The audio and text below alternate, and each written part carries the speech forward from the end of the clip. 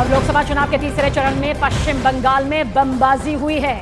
ये बड़ी खबर आपको बता रहे हैं। जो तस्वीरें सामने आई है उसमें एक आदमी बम फोड़ता हुआ यहाँ पर नजर आ रहा है। बस वो तस्वीर इस वक्त आपके सामने हम दिखाने जा रहे हैं जिस वीडियो में पश्चिम बंगाल के मालदा का जिक्र किया जा रहा है। जो तस्वीर भी आपके सामने, पुलिस के मुताबिक मालदा के रतुआ इलाके में पोलिंग बूथ के पास ये बमबाजी की घटना हुई है। तस्वीरें आपके टीवी स्क्रीन पर।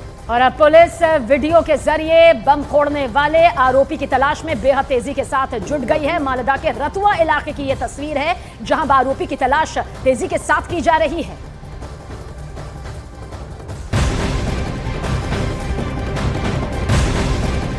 और पश्चिम बंगाल से ही एक और ब्रेकिंग न्यूज। जंगीपुर में मतदान के दौरान बीजेपी उम्मीदवार धनंजय घोष और टीएमसी के एक बूथ अध्यक्ष के बीच झड़प की खबर मिल रही है। और टीएमसी का बूथ अध्यक्ष उनका वीडियो बनाता हुआ दिखाई दिया और फिर धनंजय घोष की उससे इस तरह से हाथापाई भी होती नजर आई, जो कि कैमरे में कुछ इस तरह से कैद हुई। धनंजय घोष ने आरोप ये लगाया है कि टीएमसी के बूथ अध्यक्ष ने उन्हें धमकी दी थी और उसके बाद ये बवाल इतना ज्यादा बढ़ गया। ये तस्वीरें आपके टीवी स्क्रीन पर है। टीएमसी कार्यकर्ताओं पर मारपीट करने का भी आरोप लगा है। देखिए, पश्चिम बंगाल की सियासत में जब भी चुनाव होता है तो कुछ इसी तरह की तस्वीर सामने नजर आ जाती है।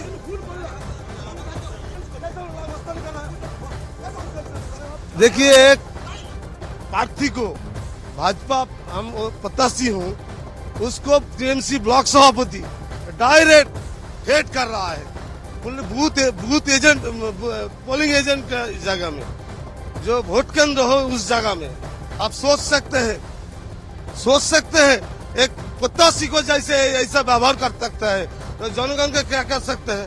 जंगीपुर में बीजेपी के कैंडिडेट धनंजय घोष पहले तो वो वोटिंग बूथ के पास गए, जो वोटर्स खड़े थे उनके साथ धक्का धक्की किया, उनको डराया, उनको धमकाया, वोट प्रक्रिया में बाधा देने की कोशिश की और उसके बाद वो कह रहे हैं कि मैं सीआरपीएफ और इलेक्शन कमीशन से दरखास्त करूंगा कि अगर जरूरत पड़े तो जगह जगह पे शीतल कुची होना चाहिए। और बंगाल के जंगीपुर सीट का जिक्र करें तो बीजेपी उम्मीदवार धनंजय घोष ने पोलिंग बूथ पर हुई मारपीट को लेकर टीएमसी कार्यकर्ताओं के खिलाफ केस भी दर्ज करवाया। आपको ये भी बताया, धनंजय घोष ने टीएमसी नेताओं के मनमाने रवैये के खिलाफ चुनाव आयोग से भी शिकायत करने की बात कह दी है।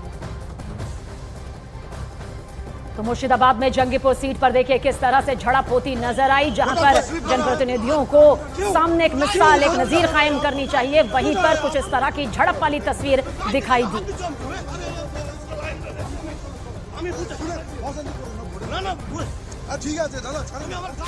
और लोकसभा चुनाव के तीसरे चरण में पश्चिम बंगाल की 4 सीटों पर भी मतदान चल रहा है, जिसमें वहां पर टीएमसी कार्यकर्ताओं पर कई जगह, बहुत सारी जगह देखिए हंगामा करने और साथ ही मारपीट करने का भी आरोप लगाया गया। जंगीपुर सीट में बीजेपी उम्मीदवार धनंजय घोष के साथ मारपीट के अलावा मुर्शिदाबाद के एक पोलिंग बूथ पर भी टीएमसी नेताओं ने जबरदस्त हंगामा किया है। और ये 3 तस्वीरें आपके सामने हंगामे से जुड़ी हुई। वहां पर टीएमसी नेताओं ने सीपीएम उम्मीदवार के सामने गो बैक के नारे भी लगाए। तो देखिए, मुर्शिदाबाद की एक और पोलिंग बूथ पर सीपीएम उम्मीदवार ने एक नकली एजेंट को पकड़ने का बहुत बड़ा दावा किया और इसके बाद यहां पर भी हंगामा होता हुआ दिखाई दिया।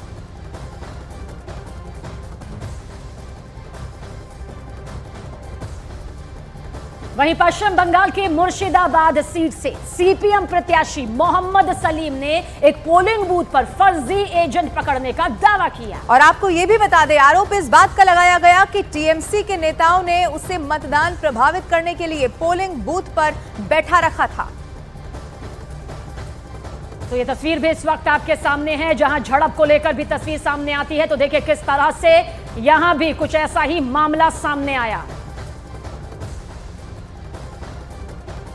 लोगों को डराया जाता है, धमकाया जाता है और सबसे अजीब बात है कि पुलिस अफसर खुद करते हैं। गुंडे कुछ है तो अभी वोट के दिन भी कहीं वोटर को रोक रहा है, कहीं पे वोटर को धमका रहा है, कहीं उसका स्लिप छिपा रहा है और कहीं पे बोल रहा है कि आप वोट डाल दोगे तो बाद में रात को देखेंगे। इसलिए मैं आया हूँ कि रात में कोई गड़बड़ नहीं है। और झारखंड के कैश कांड से जुड़ी हुई एक बड़ी खबर यह है कि रांची में ईडी की रेड आज भी चल रही है और आज फिर ईडी ने करीब 1.5 करोड़ कैश यहां से बरामद किया। ये बड़ी रकम सामने आई बरामद की। जानकारी यह है कि ठेकेदार राजीव कुमार सिंह के घर ईडी ने कार्रवाई की है और आज ईडी की टीम ने रांची में 3 से 4 जगहों पर यह बड़ी छापेमारी की। और इससे पहले कल देर रात तक हुए सर्च ऑपरेशन के बाद झारखंड के मंत्री के ओएसडी संजीव लाल और उनके घरेलू सहायक जहांगीर को गिरफ्तार कर लिया गया था। जानकारी के मुताबिक झारखंड सरकार के मंत्री आलमगीर आलम के ओएसडी के घरेलू सहायक के ठिकानों से सर्च ऑपरेशन के दौरान ईडी की टीम ने करीब 35 करोड़ से भी ज्यादा का कैश बरामद किया।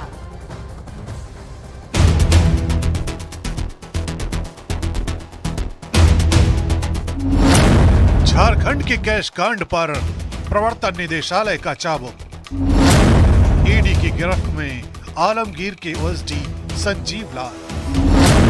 संजीव लाल के नौकर जहांगीर को भी ईडी ने किया गिरफ्तार।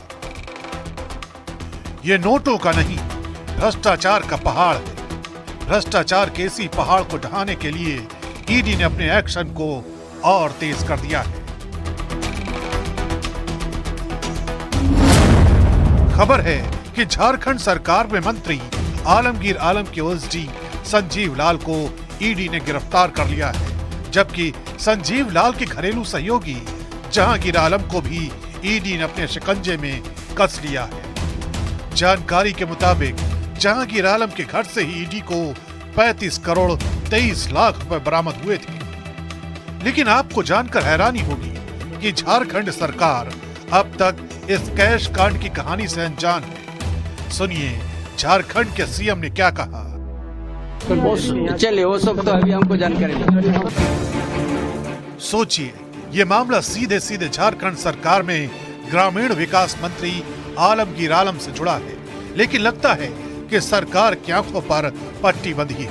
वो भी तब जब मंत्री के ओएसडी संजीव लाल के घरेलू सहायक जहांगीर आलम के घर से नोटों का ऐसा पहाड़ बरामद हुआ कि नोटों को गिनने के लिए 8 मशीनों का सहारा लेना पड़ा। 16 घंटे से ज्यादा समय तक चली छापेमारी में जो तस्वीरें सामने आई वो वाकई चौंकाने वाली थी और एक एक तस्वीर इस बात की गवाही दे रही थी कि सियासी मिलीभगत में भ्रष्टाचार की जड़ें कहां-कहां तक फैली हो सकती है। निश्चित रूप से इतने बड़े पैमाने पर एक जगह जैसा कि आपने जानकारी दी, कैश का होना ये साफ दिखता है कि राज्य के अंदर किस तरह से राज्य के लोगों का, युवाओं का, गरीबों का हकमारी होता है और राज्य की जनता को ये महसूस निश्चित रूप से जनता करती है कि ये भ्रष्टाचारी सरकार है। दरअसल इस मामले की जड़ें झारखंड सरकार के ग्रामीण विकास विभाग के निलंबित चीफ इंजीनियर वीरेंद्र राम से जुड़ी हैं, जिनके भ्रष्टाचार और कारगुजारियों की जांच ने ईडी को मंत्री आलमगीर आलम के दरवाजे तक पहुंचा दिया। यही वजह है कि कांग्रेस के पास